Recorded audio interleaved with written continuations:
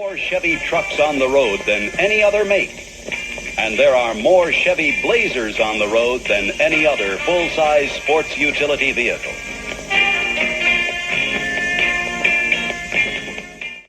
Greetings, my fellow path-seeking pals. Today, let's take a trip through, let's call it family lore. What you're looking at here is a picture of my dad's 1979 K5 Blazer, and he loved that truck. This was like his dream truck. It was modified. He had blueprinted and balanced the engine. Getting out of breath carrying all this stuff.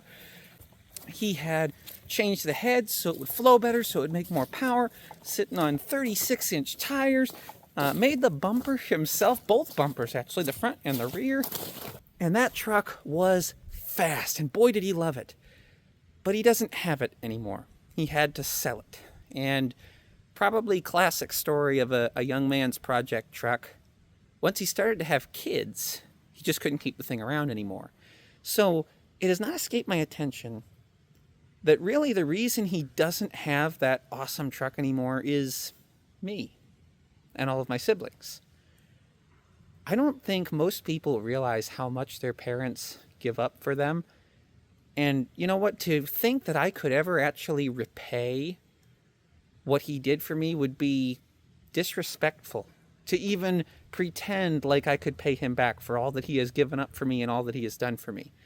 But you know what? For Christmas, I still want to do him something special to show him that I appreciate what he did. Now, I can't remake that truck, and I can't pay him back for what he did, but I can remake him a very small version of that truck as a very small token of the thanks that I have for raising me and all of my siblings the way that he did. So let's talk about what we were able to build. First of all, you're going to notice the custom paint job. My dad dreamed this paint job up himself and created it himself. I think he said he used a cup and a bowl to actually create this scallop pattern. And what's kind of funny is when I had to do it, I had to recreate it. And I was looking at the pictures and trying to get the scallops to come out right, looking how they started on this fender and then came up here. And then I realized once you get up top, it's just not going to line up. And then when I showed it to him afterwards, when we gave it to him for Christmas, he said, yeah, the scallop pattern didn't quite line up, so we just kind of had to make it up once we got to the hood and try and make it look square. Ended up with one in the center, two on each side, and then it just kind of goes down the side with three more. So it was weird to relive the same technical problems that my dad was going through with the paint job trying to do that. Now, I think the bumper probably had to be exactly the shape that it was for the state that we were living in's laws back then, because you had to have a bumper, I think. But what's funny enough is that bumper is actually far superior over the K10's, or the C10's bumper. This thing gets caught on everything. This thing gets caught on nothing. And even when you do get caught, it kind of pushes over it. It actually works great. So the base chassis is actually a deadbolt. I had two deadbolts from that lot of 5 parts cars that I had purchased, and one of them had a working motor, which is this one, and one of them had a working ESC. So I robbed the ESC off the other one, and we put it on this chassis. The ESC is supposed to ride here. That's where it comes from the factory. You're going to make your weight balance better if you'll move it to the back and put the battery up there. So since the ESC was already off, the ESC now lives on the battery tray of this deadbolt. If you compare this to one of these, the skid plate is closer to the front because the front linkage is shorter. This should help have a better front weight balance. A lot of the competition builds use a C10 front and a deadbolt rear. So this is just built on a deadbolt because I wanted to keep the same wheelbase so that we would match up with the body that we were going to put on it. But let's go over what we have real quick. This is a good budget build, if you don't know, if you just got one and you're just getting started. So you don't have to do the high clearance links, but I will say I am noticing they make more of a difference than I thought. I have lots of rigs that I run and I enjoy and I don't have those links, but these ones are making a difference. High clearance links are bent in the back so that they sit flatter along the bottom so that here, let me show you. You'll see the breakover angle right there. The links are hitting instead of the wheels. But on the Blazer build, the wheels hit before the links do. High clearance. Okay, so we have a battery and ESC swap. We have high clearance aluminum links. Didn't want to go with brass because the weight becomes a problem when you're trying to bounce over an object. But we need weight down low. So we went with Hobby Park steering knuckles and differential covers. In the set, we got both steering knuckles, obviously, and both differential covers, and it came with all new bearings for all of it. It was a good deal. That adds the weight we need down low and adds more weight up front than at the back. We also have a steering linkage that came with the suspension linkage package. The steering linkage is good and tight, and it takes away a lot of the slop in the stock one. Then we're running an Emax servo. This servo is slow and kind of sounds like a toy, and it's kind of noisy compared to some of the more premium, and I have literally the most premium micro crawler steering servo you can get, the Reefs 99, and this one works. It's not nearly as strong, but you know what? I think it's as strong as for what you need. I'm not sure how long it will last yet, but for certain, it will get the job done, and I would recommend it. It's okay. There are other options I still want to try, but this one works. So I also trimmed the ears. It came with its mount, and I trimmed the ears so that it wouldn't rub on the frame so bad. The shocks are mounted in these stock positions. I've tried frame mounting them. I've tried using some of my homemade flex extensions. The truck just rides better with its stock. I don't know what it is about the deadbolt chassis that's making it do that, but anyways. And I also have a EcoPower Trail 450 mAh battery so that Dad can get a longer run time out of this. We are thinking about putting in one of my upgrade motors as well, but that's pretty much the frame. Oh, and the bumper. So this is the stock bumper mount for the deadbolt, and the deadbolt's bumper, all of them are different. The Jeep bumpers step down, and a lot of people will flip them up to get more space, but I don't like how much higher it makes it look, makes it ride like a monster truck. The deadbolt sits dead flat, and I actually took this piece of plastic. This is a piece of hard black plastic off of, if you can see that blue recycling trailer in the background, it was actually one of the plastic recycling doors off of that. And I managed to whittle and to Dremel tool grind it until I had two pegs that slid perfectly into the deadbolt's bumper mount. Then I just drilled holes, put screws in, and we have a bumper that looks exactly like the bumper on my dad's rig. Then on the back, I took another piece of the same black plastic and carved and whittled until I had, you see, he had a pipe and a pipe. Then there was a license plate mount and then there was these cross pipes. Now, it sticks down, and I thought it would get hung up a lot, but the way it's curved up on the sides, Dad's bumper is actually surprisingly good at rock crawling. Now let's talk about the body. This is a J Concepts K10, and the K10 went through a bunch of different changes throughout the years, most of which were grill and lights. Now, according to the kit, this was a different year marker lights. I think my dad might have actually had a different year fender on his Blazer, and I'm not sure why, but we've gone ahead and stickered it up in the way that it should have been with the proper grill and the proper taillight. So the K5 Blazer was a slightly shorter SUV version of the Chevy K10. Now, Axial does make a Chevy C10, and what's weird about this is that the C10 should have been a two-wheel drive truck. The K10 and the K5 were the four-wheel drive. So that is historically inaccurate. This is much closer. The only difference between the K10 and the K5 was that this was an SUV and it was about 8 inches shorter. They were very much the same, especially the body lines on the front. So it's very close to detail. I have plans. The build is not done yet, but I have plans to add a soft top cap on the back. I have some concept versions that I have made that are not perfect. They're just not the right color and they don't quite sit right, but we're working on it. We wanted to do a normal K5 body, but there's only one company making a soft body K5, and they're not a US company, and it's really hard to purchase things overseas, to be honest, especially at least with my bank. And on top of that, it's hard to get it before Christmas, so we had to go with this instead. And the J Concepts body is good. It's good quality. It is kind of pinched for competition use. I wish it was more square. I don't really like that it's pinched, but it is what it is, and it had good stickers. We got stickers for the door. I will also say that this, it has a fuel filler on the side here, and it's also on the passenger side. A K10 actually has it on the back on the driver's side, according to my dad, which he knows he had one. And I tried to drill so that we could actually use the deadbolt mounts, but It doesn't lift up quite enough because this isn't a real deadbolt body. It is definitely designed, the J Concepts body is designed to use the C10 mounts, because you see it mounts through the bumper, and then there's 2 up here, and there were 4 dimples for the screws, which I used for this bumper, and then there are the dimples in the top where you're supposed to put the screws in the bottom of the bed. But we didn't have the C10 because I wanted to keep the C10 as a C10, and I wanted to use the deadbolt because I feel like the deadbolt chassis, at least I felt like, and I believe I can prove now, the deadbolt chassis gives this truck a slight edge because it is actually better out of the box. So what I did was just put the hard side Velcro on these mounts, and then I have the soft side here. To stick it on, it seems to work best to line up the front. You just get it right behind the bumper and lined up just right, maybe a little bit further back, and then angle that hinge up there and touch that one. And then it sits on there just right. And when you need to change the battery and things, you can undo just the top one and then get it to go back down nice and easy. So the thing wheels amazingly. It looks amazing. My dad was absolutely shocked when he got it. You know you did a good job making your dad something for Christmas when he starts sending pictures of it to his insurance agent.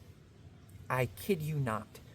And there was only 2 people in my dad's life that he would let drive this truck when he wasn't around, my mom and one other very close friend. He sent him a picture of it on Christmas, and he said that it was amazing how close we were able to get to the details. It looks exactly like my dad's truck, especially if we can get the soft top cap on the back. But now the wheels are awesome. These are Proline Trencher tires, and I'm going to put a list of the parts that we have here on the screen, and I'm going to put the price that we have into the total truck, because this is a really good budget build.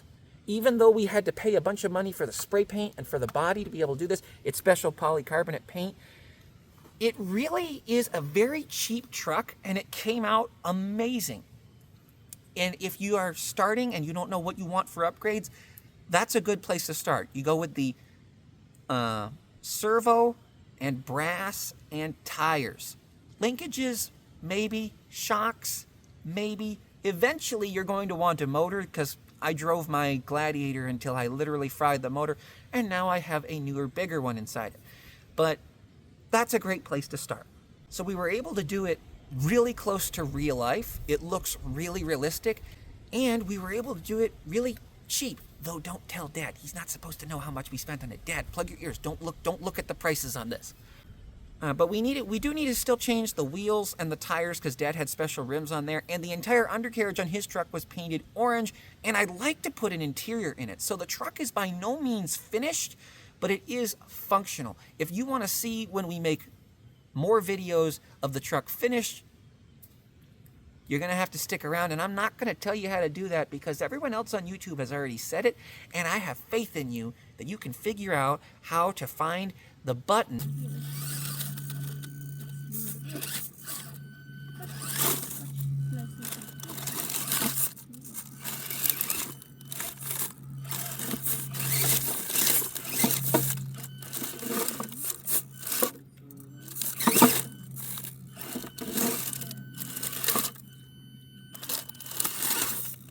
Okay, so really careful.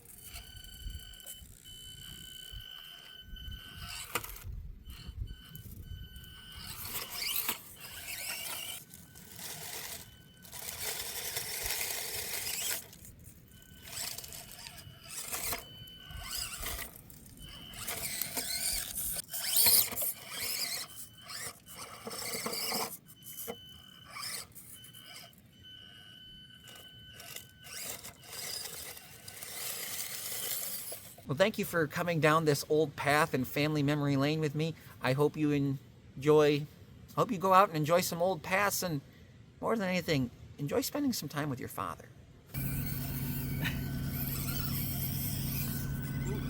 That is so stupid.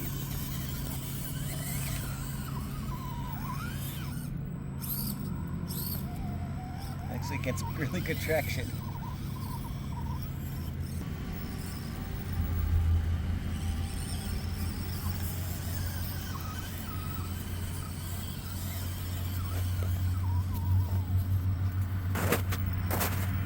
I was gonna say, this is actually not challenging at all. Uh-oh, gotta back up.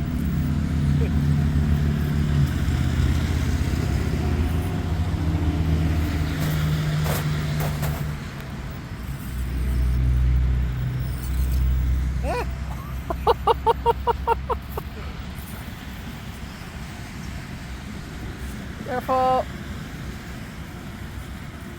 Uh-oh!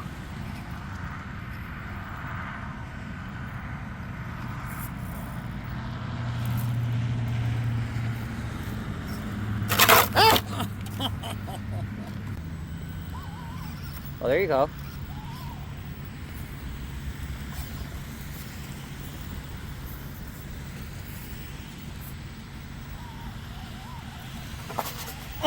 Did you just go heading over it? Oh, he saved it! Oh boy.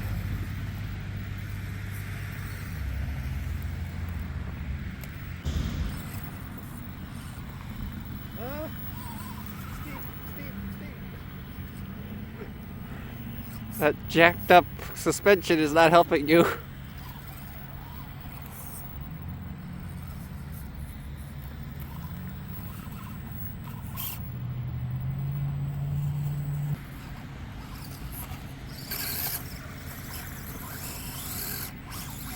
Wow, frozen grass.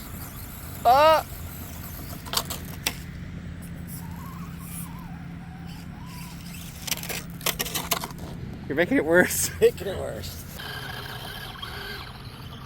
Ooh. It just That's sounds so bad. That sounds terrible.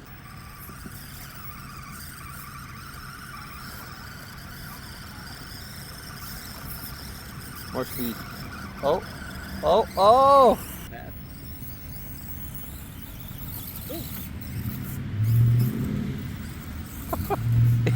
We've got it so high it's bobbling up and down like a monster truck.